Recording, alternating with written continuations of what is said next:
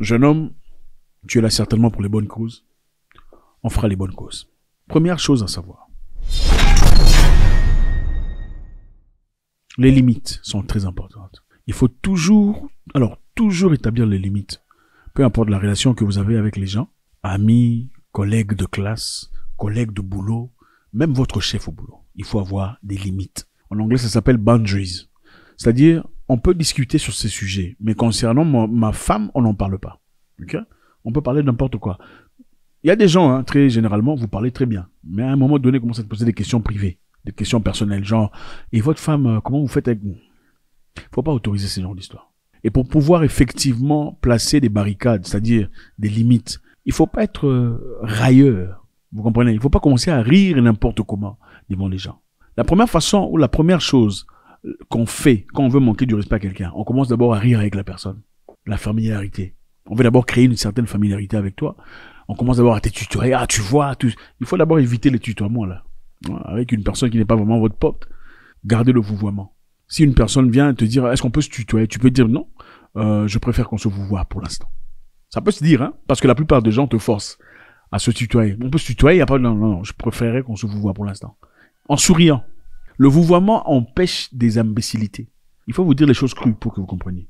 Le vouvoiement, c'est difficile de dire, c'est facile de dire, toi vraiment ta tête là comme ça, que de dire vous, votre tête, c'est difficile de dire. Quand on dit vous, il y a le respect qui s'impose. Gardez le vouvoiement. Après le vouvoiement, il faut établir les limites. Il y a des conversations qu'on n'aborde pas avec n'importe qui. Donc, il y a des conversations intimes, des conversations d'argent. Votre salaire, vous n'êtes pas obligé d'en parler à tout le monde. Ok? Oh, vous gagnez combien? Ce n'est pas, même si c'est un ami, vous n'êtes pas obligé d'en parler. Ce qui se passe entre toi et ta femme à la maison, c'est votre histoire privée. Ce n'est pas avec n'importe qui qu'on partage. Il faut placer les barricades. Placer les barricades, ça veut aussi dire qu'il y a des plaisanteries qu'on n'accepte pas. Ah, toi vraiment, apparemment, au lit, tu es grave. Il faut, comment on peut te dire des histoires comme ça, à ton âge? Apparemment, au lit, tu es grave. C'est quel genre d'idiotie, ça? Il faut dire, pardon, excusez-moi. Depuis quand on commence à parler comme ça? Il faut éviter les stupidités. Ok? Les limites vous feront perdre, pas les amis, ne vous en faites pas. Les limites que vous établissez vous feront perdre des prétendants. Ok? Vous perdrez des prétendants, pas les amis. Parce que les amis comprennent que les limites doivent être respectées. Mais ce sont les prétendants, ceux-là, les faux amis, les gens qui viennent souvent pour observer ta vie, comment il vit, est-ce qu'il a vraiment l'argent là qu'il dit, est-ce qu'il travaille vraiment là-bas, c'est comme ça. Ce sont ces gens-là qui viennent essayer de gratter. Et quand vous les laissez, ils en profitent pour en faire le plus. Il faut placer les barricades. Que ce soit avec un homme, que ce soit avec une femme, que ce soit avec un prêtre ou un pasteur, un professeur, même votre directeur de boulot. Placez des barricades dès le départ. Et c'est là on empêchera le manque de respect. Numéro 2. Soyez consistant. Je ne sais pas ce que vous faites dans la vie. Vous êtes certainement dans votre course vers le plein accomplissement. C'est une course réelle, une course vraie, une course très importante qui définira dans le futur votre situation sociale. C'est une course qui fait peur. Okay? On a tous été là-bas. On a tous traversé ce terrain glissant. Soyez consistant. Okay? Beaucoup de gens veulent voir des résultats immédiats. Il n'y a pas de résultats immédiats. Il faut être consistant. Il faut se réveiller chaque jour le matin pour faire ce qu'il y a à faire. S'il faut lire pour acquérir de la connaissance, si vous êtes dans le IT par exemple, pour avoir des compétences, il faut se lever, être consistant chaque jour. Vous avez certainement commencé à lire un livre cette année ici au départ, en janvier. Quand vous vous êtes dit, je veux commencer à lire, je veux commencer à lire. Vous avez bien commencé à lire, mais vous n'avez pas été consistant. Voilà pourquoi votre vocabulaire ne s'est pas élargi. Voilà pourquoi vos capacités intellectuelles n'ont pas beaucoup progressé. Voilà pourquoi aujourd'hui, vous avez vraiment envie de le faire, mais vous n'y arrivez pas. C'est parce que vous n'êtes pas consistant. Maintenant, la consistance, c'est très important parce que c'est comme ce qu'on dit, l'appétit vient en mangeant. Plus vous êtes consistant, plus vous habituez votre corps et votre cerveau à faire des choses. Restez consistant même quand personne ne vous acclame. Parce que les gens ont facile à devenir consistants sur quelque chose quand quelqu'un l'acclame. Eh, félicitations, tu fais un excellent boulot. Restez consistant pour vous, pour votre vie, pour votre avenir. Numéro 3.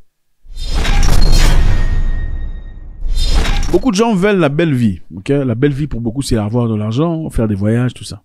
Ne veulent pas des challenges. Je veux vivre bien. Vous savez, je vous encourage de lire le livre sur le stoïcisme. Autant c'est bien de vivre une belle vie. Il est très important de côtoyer la rudeur, la froideur, les difficultés. Moi, quand je suis dans mon confort, au moins une fois par semaine, je dors dans l'inconfort. C'est-à-dire, Je veux soit dormir par terre, ou bien je veux dormir dehors, dans ma parcelle là où il fait froid. Oui, je le fais. Pour ne jamais perdre l'instinct animal. Ça, c'est pas pour tout le monde. En d'autres termes, pour ceux qui ne peuvent pas faire ça, vous ne pouvez pas chaque jour manger de la crème, lundi la crème, maladie, la crème, mercredi la crème, vendredi la crème, j'ai même dit maladie, la crème dimanche. Un jour, il faut manger du truc sec, qui ne sont pas bons.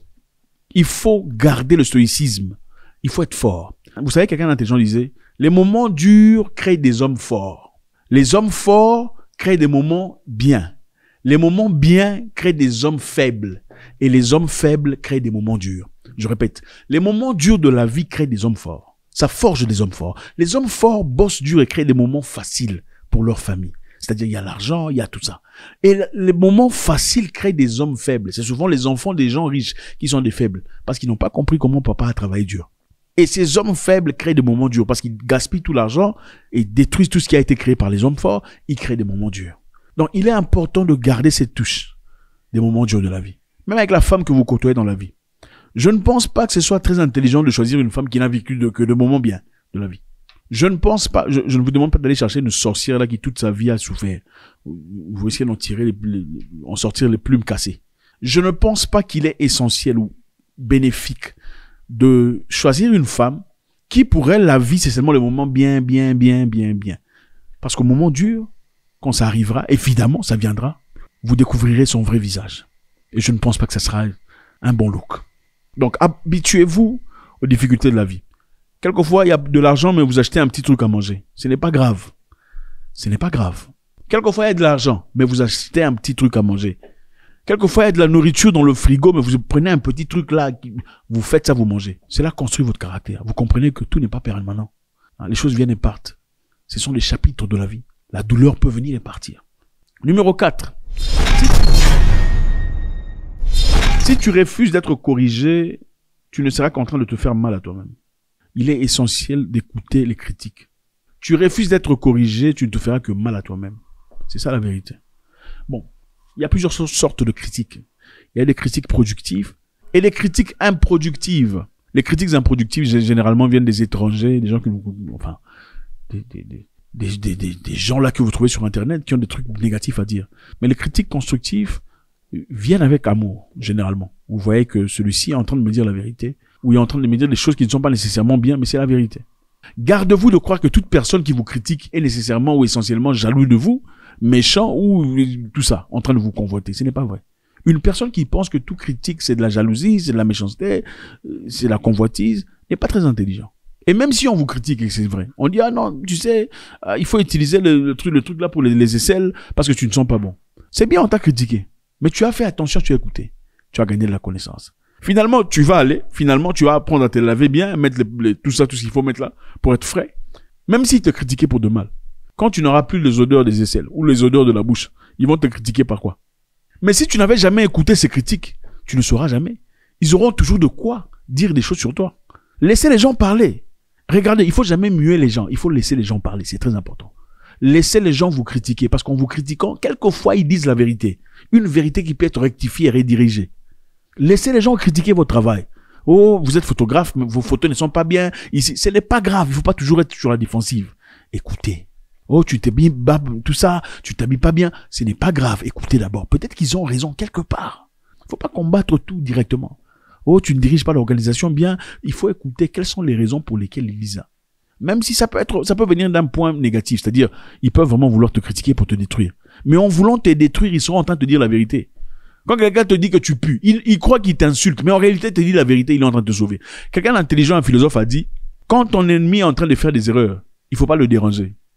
Quand ton ennemi est en train de commettre des erreurs, il faut pas l'interrompre. Il ne faut jamais interrompre un ennemi en train de commettre des erreurs. Parce que vous le corrigez. Vous voyez quelqu'un qui fait des bêtises, il a des défauts. Il ne faut pas le lui dire. Oh, toi, d'ailleurs, tu as des dents pourries. Il va aller voir un médecin et nettoyer ses dents. Il faut le laisser et le bombarder au moment où il ne peut plus se réélever. Si vous êtes de la guerre, moi je suis machiavélien, je comprends tout à fait cette forme de vie. Bon, beaucoup qui sont ici ne peuvent pas faire ça parce que j'attendrai le moment opportun pour ne pas te rater. Si j'ai un fusil, je tire sur toi comme ça. Tu es à 50 mètres, j'ai mon fusil là. Je ferai quoi? Je vais tirer à 50 mètres à la première opportunité où je te vois, ou j'attendrai que tu te rapproches de plus près. Hein, monsieur Robert? J'attendrai 50 mètres ou j'attendrai que tu te rapproches? Non, je ne tirerai pas 50 mètres. J'attendrai que tu te rapproches. Il s'est trompé. Monsieur Julbert, j'attendrai que tu te rapproches. Que la cible se rapproche. Vous êtes trop pressé à tirer de loin. Les gens se corrigent et ils vous dépassent. Oh, son business d'ailleurs. Ils sont en train de lâcher des trucs tout ça, de mauvaise qualité. Vous les apprenez comment faire. Finalement, il apprendra, oh, ok, ce que j'achète, c'est pas de la bonne qualité. Oh, d'ailleurs, son layout, c'est pas bien. La peinture ne peut pas être comme ça. Toi, tu penses pouvoir insulter pour le détruire. Mais en attendant, vous lui donnez l'intelligence. Donc, laissez les gens critiquer.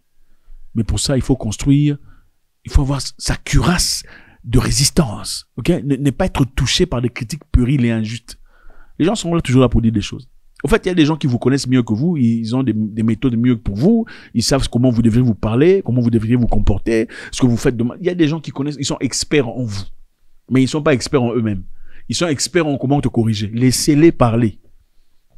Ok? C'est comme l'histoire de Judas avec Jésus pour les chrétiens, n'est-ce pas? Jésus avait besoin de Judas. Vous êtes ici à critiquer Judas. Oh, Judas, toi, vous êtes des Judas. Mais sans Judas, il n'y aurait pas de christianisme. Vrai ou faux? Sans Judas, il n'y aurait pas de christianisme. Jésus avait besoin de Judas pour qu'il meure. Bon, moi, je me pose la question, est-ce que Judas est parti en enfer? Judas est parti en enfer ou quoi? C'est injuste que Judas parte en enfer. Parce qu'il a fait son rôle, n'est-ce pas? Bon, sinon, si Judas n'existait pas, est-ce que Jésus aurait accompli sa mission? Non, mais disons un peu.